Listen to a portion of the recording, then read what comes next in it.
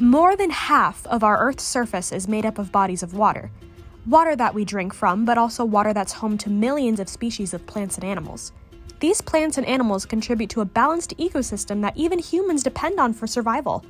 So when our oceans, gulfs, bays, rivers, and lakes are filled with pollution, red tide, and other harmful things, we have to take action. Team Grouper's SDG is life below water. Humans contribute to a lot of toxic things in our waters like plastic, oil, and fertilizer, which makes red tide spread. Our goal is to protect our water and the things that live in it by not only educating ourselves, but by educating others and providing donations to the IMAG History and Science Center. Coral reefs like these are keystone species when it comes to life below water. They provide food and shelter to many different species. But recently, due to pollution and climate change, these important creatures have been dying off and leaving coral reef graveyards behind. Where once a whole city of species lived, there's only skeletons of these reefs left. However, there are ways we can work towards fixing this issue, such as artificial reefs, farming corals, and much more. While it's hard to do this alone, places like IMAG are helping bring awareness to these issues. This is the USS Mohawk, a sunken World War II warship now used for artificial reef off the coast of Sanibel Island, now home for thousands of fish. Our primary connections to the course, objectives, themes, and ideas were the foundational elements of engagement. Elements such as serving our community partner, leading a project, and giving a portion of our time to help and educate others about the aquatic environment were fundamental skills for our civic engagement class. Our group worked towards identifying, analyzing, and eventually helping our community partner, IMAG, will help us achieve a social and academic voice in the future world. And likewise, the help we offer to our community partner will help them address their needs as a company overall.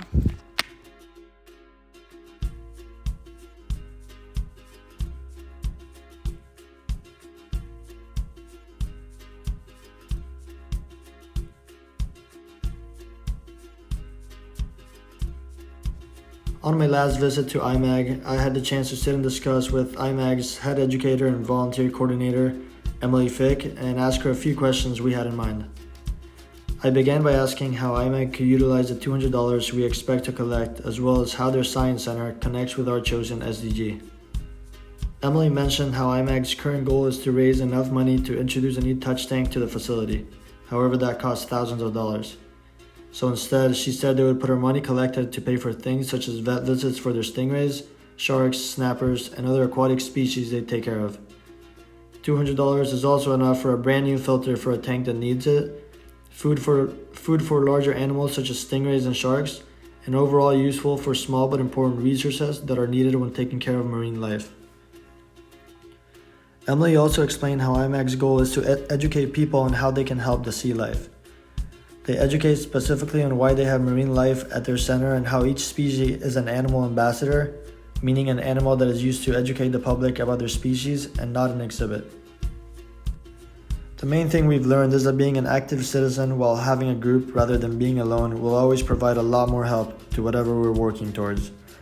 The project impacted each group member as well as the IMAG History and Science Center by teaching us how important our marine life really is and how we can find ways to improve it, not only by spreading awareness, but by taking action in different activities, such as volunteering, donating, and just providing our help to the people that we believe need it. This project also helped our community partner by having volunteers in our group show up weekly, doing daily tasks that needed to be taken care of, and earning at least $200 for needed supplies. Last, we believe the audience should know that all 5 of us were extremely excited to work with our community partner, and we were able to complete our objectives due to having the urge to learn about our chosen SDG and how each one of us could take part in it. We believe working together towards a goal will always beat someone working alone.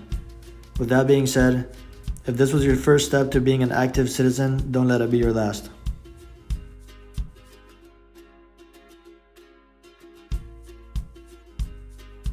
After many conversations with our group, as well as staff from IMAG, we came to the conclusion that not one person alone can make a difference in helping our marine life.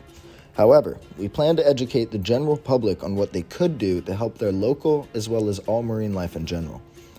We hope that with them being educated, that the broad public will work together to make a difference. Even the little things like picking up your trash at the beach, also to know what plants are native to specific ecosystems and which ones will do more harm than good. All of these things are factors that can affect the condition that our beaches as well as the marine life that live in those spaces are in. This isn't something that one person can solve, but if we all come together, we can make a difference and hopefully tackle the issue, or at least start to.